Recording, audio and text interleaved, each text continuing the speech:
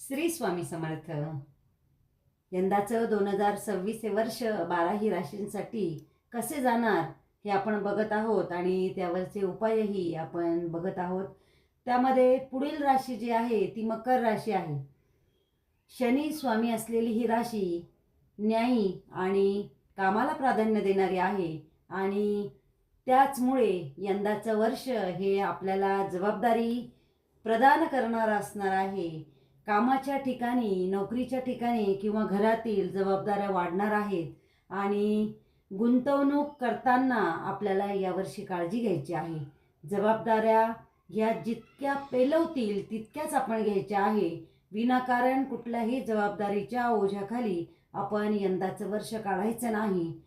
तसेच आपण देवघर हे स्वच्छ ठेवायचं आहे आणि शनी मंदिरामध्ये शनिवारी तेल वाहायचं आणि त्याचबरोबर गरजूला काळ्या रंगाची छत्री आपण यंदाच्या वर्षी ही दान करायची आहे.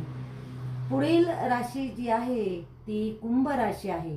ही पण शनीची राशी असून अतिशय बौद्धिक हुशार अशी ही राशी आहे आणि यांच्या हुशारीला यंदाचं वर्ष हे अतिशय पूरक आहे.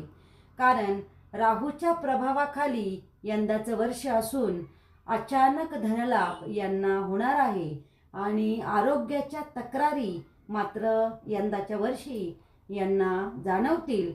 यांनी उपायामध्ये ओम नमः शिवायचा जप हा जास्तीत जास्त करायचा आहे आणि कुठलाही आधार आश्रम, वृद्धाश्रम किंवा गरजू व्यक्ती आहे त्यांना औषधासाठी मदत करायची आहे. आणि शेवटची जी राशी आहे ती मीन राशी आहे. गुरुतत्वाची अतिशय शांत आणि सुस्वभावी अशा स्वभावाचे हे लोक असतात आणि या वर्षी यांना कष्ट मात्र थोडेसे जास्त करावं लागणार आहे. कारण 7.5 सुरू आहे. प्रयत्नांना यश हे जरा लेटच येणार आहे.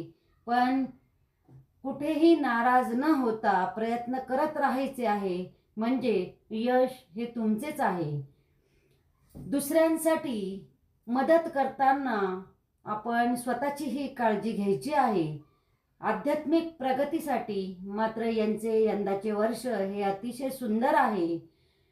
या उत्तम काळाचा उपयोग करून आपण देवाच्या उपासनेसाठी जास्तीत जास्त वेळ द्यायचा आहे.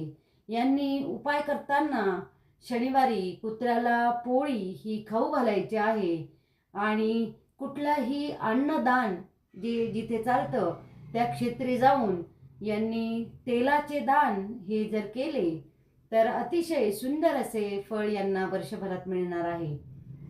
या 12ही राशी या प्रत्येक व्यक्तीच्या विशेष अशा स्वभावाच्या पैलूंचे दर्शन हे करून देत असतात आणि या छोट्या छोट्या उपायांनी आपल्या आयुष्यातील हा प्रवास सुखकर आपण केला पाहिजे. डॉक्टर नेहा जोशी, दत्त अनघा वास्तु रिसर्च सेंटर, नाशिक.